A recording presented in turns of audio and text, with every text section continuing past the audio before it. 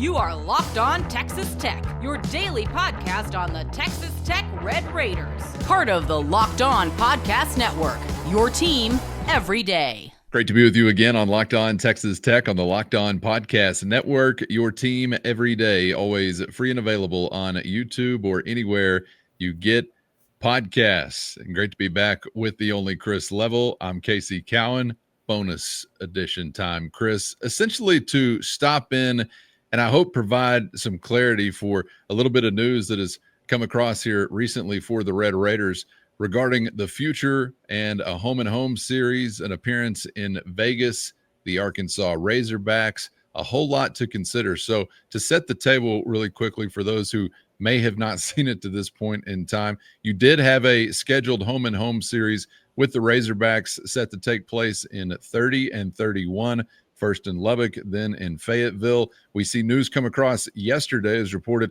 by On3, that Tech and Arkansas were now set to meet in Las Vegas at Allegiant Stadium in 2030. So you began to see Red Raiders wondering near and far, what does this mean for the home and home? What does this mean for a home contest against a Power 4 opponent in the non-conference? We have been texting back and forth with the mob. I know you've been talking about it on RedRaidersports.com, and we're trying to process all of what this means in the future. But the lay of the land looks like this now. 2030 in Las Vegas for Texas Tech and Arkansas. You will replace that home game on the 2030 schedule with a yet-to-be-determined opponent, giving that season U still 7 home games. You will return to Fayetteville to kick off the home and home series in 31, and then Texas Tech scheduled in 2034 to receive the other end of that home and home series back here in Lubbock. Quite a few weeds to get bogged down in there, so I hope I didn't go too far into them, Chris. But this has gotten a lot of attention because this is involving a hot topic right now, non-conference scheduling. Great games on it for the Red Raiders or not, and, of course, in Lubbock. So can you kind of tell us maybe what you know about how this came to be and some of the context surrounding this new showdown in Vegas?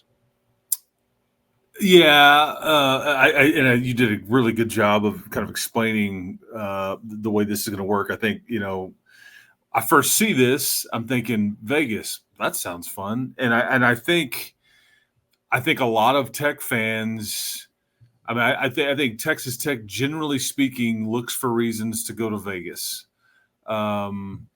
Basketball wise, football, like this is a new one, but just because it's an easy trip, and I think that so that as an aside. Now you haven't done it just a whole lot, but I remember the basketball program playing UNLV, and they've done some things in Vegas, like they were intentional about, like, hey man, we want to set up one of these non-conference type games out in Sin City, just because we think our fans will travel and probably going to get more people there than you will at the Bahamas, for example.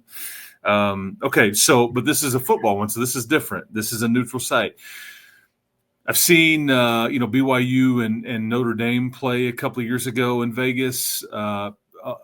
Shocker, the Catholics versus the Mormons out there in Vegas. It totally makes perfect sense. But the thing was packed. It was juiced. I think it was like in 2022.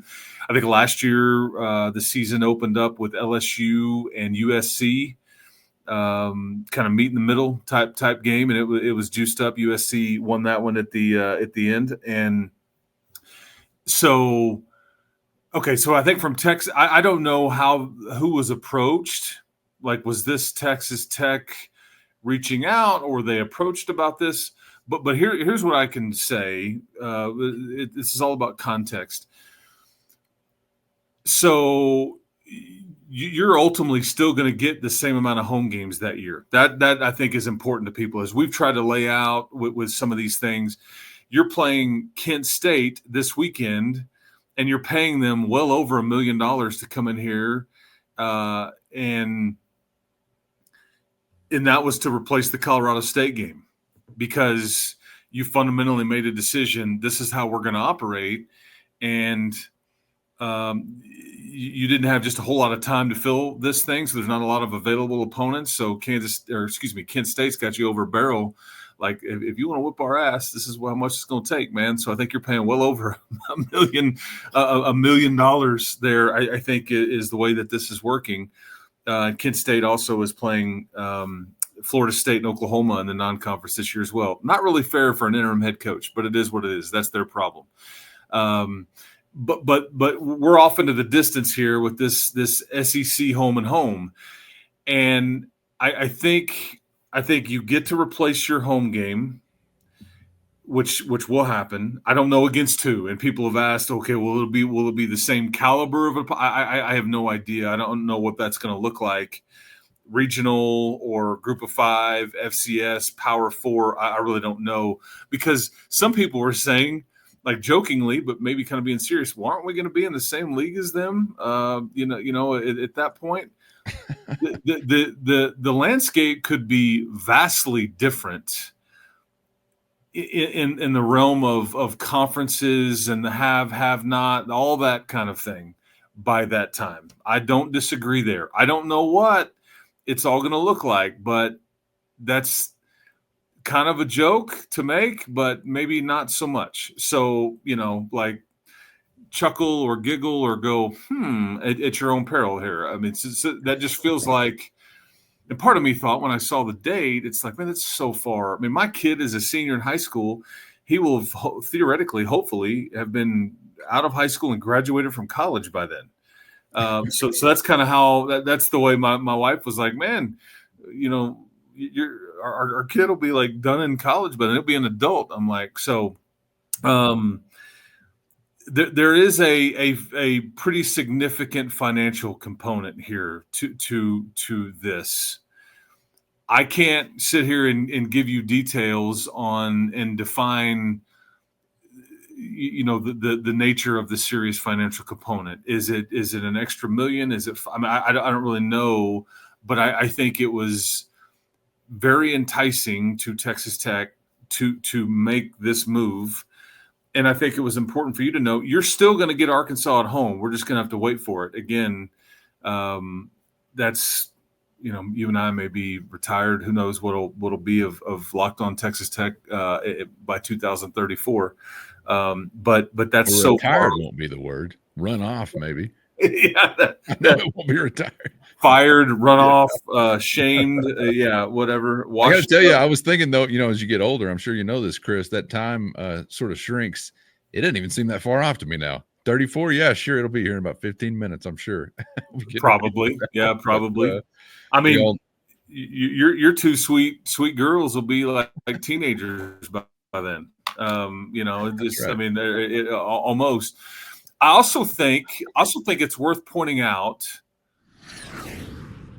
First, today's episode brought to you by FanDuel, and the NFL season is almost here, and FanDuel is making sure you're ready for kickoff with a can't-miss offer. Right now, new customers can bet only $5, and if your bet hits, you're going to get $300 in bonus bets to use anywhere, all across the app. And, of course, the FanDuel app, by far the quickest and easiest way to add electricity to your NFL Sunday.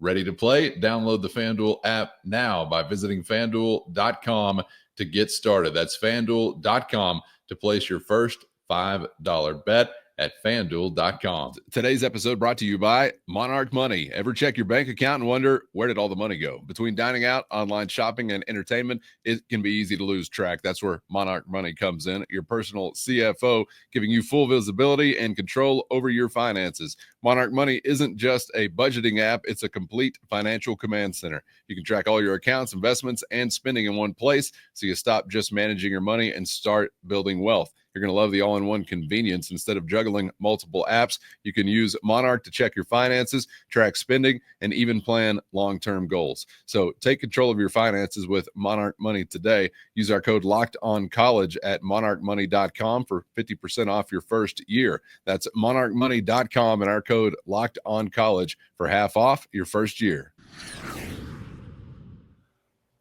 I think this is more than a coincidence. I think it's been pretty clear, and he hasn't said anything lately, but I think he was pretty outspoken about this a year or two ago. Okay. Brett Yormark, I mean, they had Big 12 Media Days there, for goodness sakes, like 2 years ago or over a year ago, I guess the summer of 24. I think that's right. Or maybe it was 23. 3. Anyway, but there was a point where they had football media days out there in Vegas at Allegiant Stadium, mind you, that there are 3 of these non-conference games coming up in the next 5 years, and they all 3 feature Big 12 teams, which is, I think, more than a coincidence, in my opinion. I don't know if this was some mandate. I think you could talk yourself into, if you do this, we won't make you go to Ireland. I don't know what the Yeah. But you've got, coming up in 2027, which is actually really seemingly like not that far off. Miami and in Utah will play in Allegiant Stadium. In 28, BYU will play Oregon State. And again, BYU, they've already done this in I think 22. And then the 2031 is Arkansas and Texas Tech. Well, that's a Big 12 team in all 3 of these games.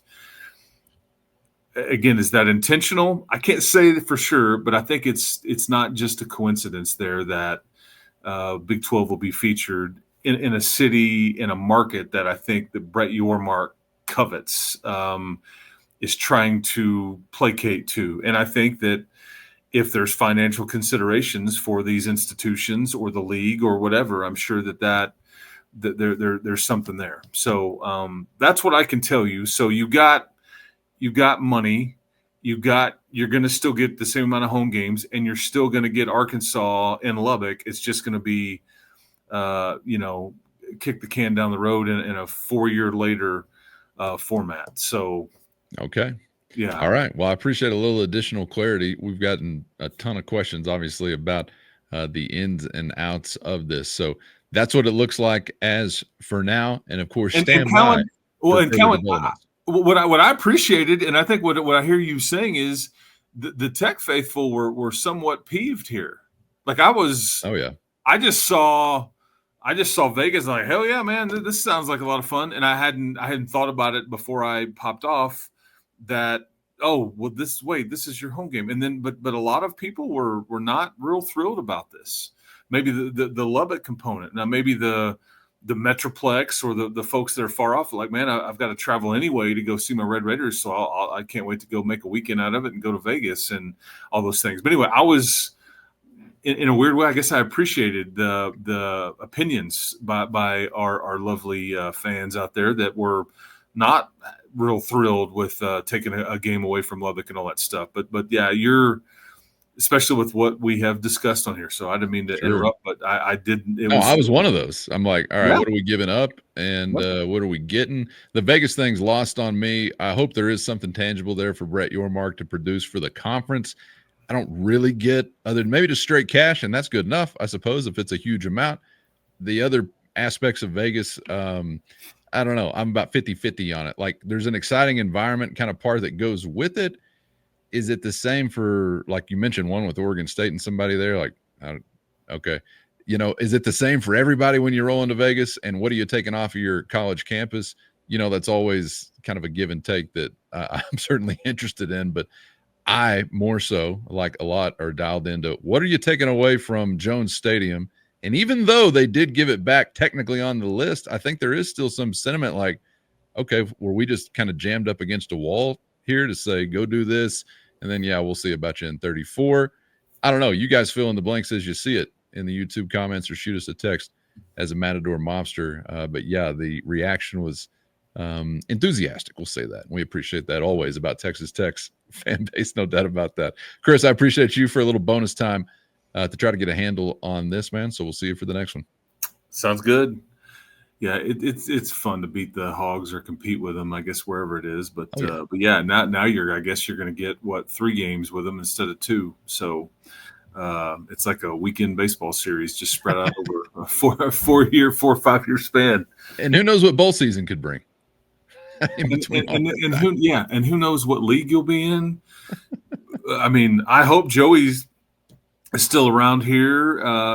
Sam Pittman won't be coaching Arkansas at that point, so it's just like it's so far off in the distance. It's kind of fascinating to just think about what things will be, what life will be like in the sport for each school and what league you're in and all the things that far off in the distance. But yeah, here we go.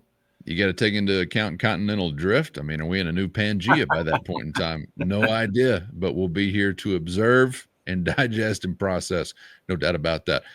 All right, Chris, appreciate you and everybody for being out there, stopping by once again for an On the Fly edition. Get subscribed on YouTube or anywhere you get podcasts so you never miss an episode. Thanks to the everydayers and the twice-a-dayers for always riding along. And, of course, the Matador Mob as well. Hit our show notes, find a link to a free 14-day trial if you're interested in joining that crew. That's your direct line to Chris and myself with one-on-one texting straight to your phone.